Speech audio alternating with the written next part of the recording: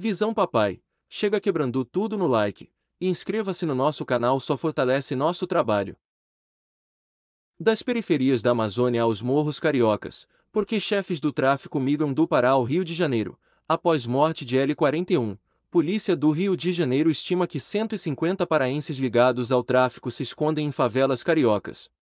Especialistas explicam a saída de traficantes do Pará, após massacre em presídio, passando a comandar de longe o tráfico no estado do Norte. Uma mega operação no Complexo do Salgueiro expôs forte presença de paraenses nos morros do Rio de Janeiro, e que estão ligados ao tráfico de drogas. Foram 13 mortos, 9 eram naturais do Pará, da quadrilha do paraense Leonardo Costa Araújo, o Léo 41, um dos criminosos mais procurados do país, também morto na operação. A polícia do Rio de Janeiro estima que 150 paraenses estão escondidos nas favelas cariocas. Esta é a primeira de uma série de 3 reportagens sobre o crime organizado, suas redes interestaduais e rotas de tráfico, que partem da Amazônia Legal, mais especificamente do Pará, para o resto do país. Fatores que podem ter influenciado para a migração de traficantes paraenses ao Sudeste. Um deles foi o massacre no presídio de Altamira, que reordenou a atuação da polícia no combate à criminalidade. Segundo estudiosos, do massacre à intervenção penitenciária, era 29 de julho de 2019. O padre Patrício Brenan, da Pastoral Carcerária de Altamira, no sudeste do Pará, acompanhava familiares de detentos mortos enquanto a perícia montava uma força-tarefa para identificar 62 corpos. As mortes ocorreram dentro do Centro de Recuperação Regional de Altamira, em um confronto entre duas facções criminosas rivais, o Comando Vermelho, CV, e Comando Classe A, CCA. O episódio, que terminou com uma ala inteira destruída, é a segunda maior tragédia carcerária da história do Brasil, atrás do massacre no Carandiru. Foram 58 detentos mortos dentro do presídio, a maioria, por asfixia. 16 deles foram decapitados. Enquanto facionados eram transferidos, um dia após o massacre, outros 4 foram mortos dentro de caminhão-cela. Presídio onde detentos foram mortos no Pará estava superlotado e em condições péssimas, aponta CNJ. 26 dos 62 detentos mortos em massacre eram presos provisório. Para o especialista em atividade de inteligência, Roberto Magno, a facção Comando Vermelho vinha estabelecendo na época relativa hegemonia no Pará, se estabelecendo principalmente após o massacre no presídio. O massacre deu origem a uma forte intervenção penitenciária que perdurou no Pará até meados de 2021. Praticamente, isolou lideranças que até então atuavam no estado ligadas ao CV, CCA, primeiro comando da capital, PCC, e ainda que reduzida, a família do Norte, FDN. A partir daí, o estado iniciou o maior enfrentamento às lideranças dessas facções. Dentro e fora do cárcere. Marcada por denúncias de tortura, intervenção penitenciária atuou de forma ilegal no Pará, após massacre, diz relatório, ida aos bunkers e comando de ataques. Muitas dessas lideranças, principalmente do CV, tiveram que se ocultar em outros locais e foram acolhidos no Rio de Janeiro, que não só é a origem do CV, mas ainda detém os principais bunkers da facção, que são os morros dominados. Isso explica a atual presença de muitos paraenses lá. Magno detalha que, enquanto ocorriam as migrações do norte ao sudeste, agentes de segurança já vinham sendo alvo de ataques ordenados no estado. Só o CV é atrelado a ao menos 40 desses ataques, segundo a polícia. Os crimes sempre com características de execução, desde 2020, dados da Secretaria de Segurança Pública e Defesa Social, SEGUP, do Pará coletados no dia 31 de março, contabilizavam 88 mortes de policiais, dentro e fora do serviço. Em maio de 2022, uma onda de violência resultou em 15 atentados e ao menos 7 mortes em 6 dias. Em julho de 2021, foram 6 ataques em 4 dias. Em 2019, ao menos 20 agentes foram alvo e mortos.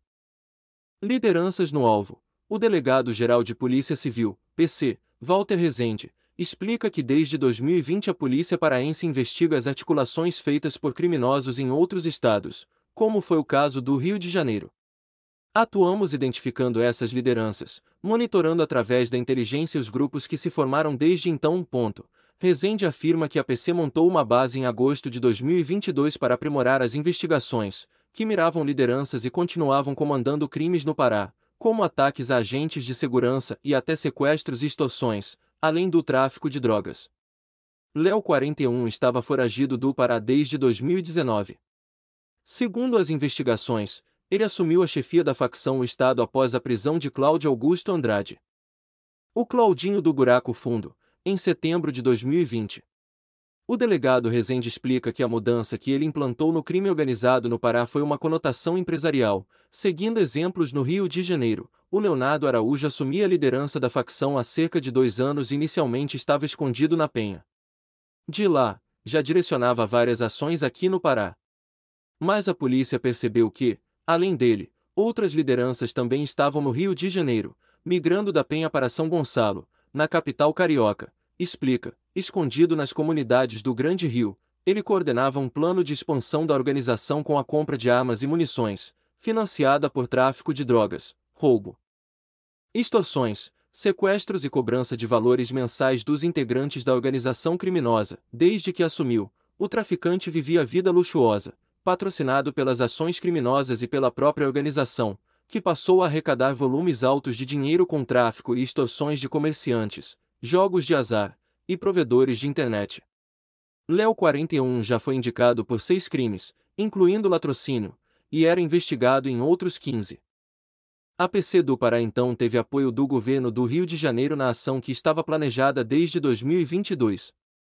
A operação no Salgueiro, por exemplo, teve 5 blindados e 2 helicópteros da Polícia do Rio de Janeiro, reunindo 80 agentes dos 2 estados. No último dia 28 de março, o governo do Pará entregou medalhas de mérito a 2 policiais paraenses e 5 cariocas que atuaram na operação. A Secretaria de Segurança Pública e Defesa Social do Pará, SEGUP, informa que de 1º de janeiro a 31 de março de 2023 foram registrados 5 casos de crimes violentos letais intencionais, CVLI, que reúnem homicídio, latrocínio e lesão corporal seguida de morte, contra agentes de segurança pública do Estado, dos quais 3 agentes estavam em serviço e 2 fora de serviço.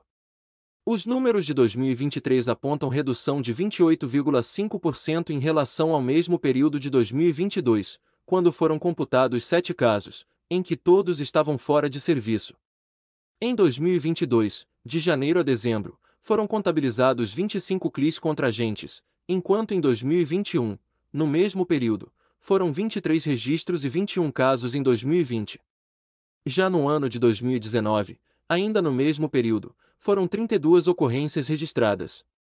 A SEGUP reitera que várias ações já foram realizadas para garantir mais proteção aos agentes de segurança pública, entre elas estão construção de conjuntos habitacionais voltados aos agentes do Estado com linha de crédito especial para o financiamento, implantação do SOSPM para pedido urgente de apoio em caso de risco ou ameaça, possibilidade de acautelamento de armamento para servidores da reserva aposentados e também ampliação dos cursos de autodefesa voltados para os policiais.